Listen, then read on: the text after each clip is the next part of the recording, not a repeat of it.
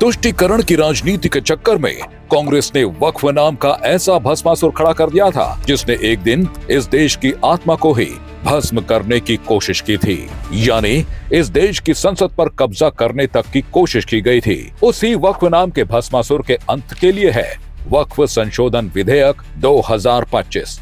इस देश में वक्फ जैसी संस्था को इतना ताकतवर बना दिया था कि कानून उसके थे और फैसले भी उसके। जिस पर हाथ रख दिया वो जमीन, वो मकान, वो दुकान, वो पूरे का पूरा गांव सब उसका। वो इतनी ताकतवर हो गई थी कि उसके गलत फैसलों को भी भारतीय अदालतों में चुनौतियां नहीं दी जा सकती थी। वक्फ बोर्ड की मनमानियों का आलम यह था कि संसद भवन जैसी राष्ट्रीय धरोहर तक पर उसने कब्जा करने की कोशिश की। वक्फ बोर्ड की ताकत का अंदाजा इसी बात से लगाया जा सकता है कि उसके पास रेलवे और रक्षा मंत्रालय के बाद सबसे ज्यादा जमीन है, करीब 9.4 लाख एकड़ जमीन। लेकिन सवाल ये है कि इतनी जमीन इसके पास आई कैसे?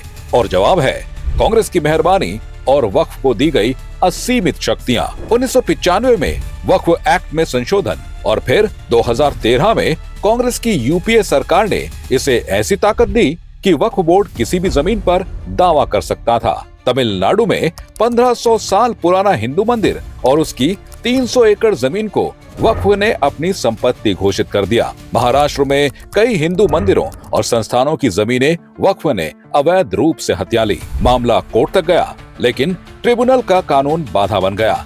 इसके अलावा लखनऊ का राजभवन, प्रयागराज में महाकुंभ आयोजन स्थल, उत्तर रेलवे की जमीन, कोलकाता का सेना मुख्यालय, अहमदाबाद एयरपोर्ट, 120 ऐतिहासिक स्मारक समेत कई महत्वपूर्ण जमीनों पर वक्फ ने अपना दावा किया हुआ है। दिल्ली में 123 प्राइम लोकेशन की संपत्तियां जिनकी कीमत अरबों में थी, उन्हें 2013 में लोकसभा चुनाव से ठीक पहले कांग्रेस ने वक्फ को गिफ्ट कर दी। ये संपत्तियां सरकारी थीं, जनता की थीं, लेकिन कांग्रेस ने वोट बैंक को खुश करने के लिए इन्हें वक्फ के हवाले कर दिया। वक्फ की मनमानी का यह खेल सिर्फ भारत में ही संभव था, क्योंकि इस्लामिक देशों में भी ऐसा नहीं होता।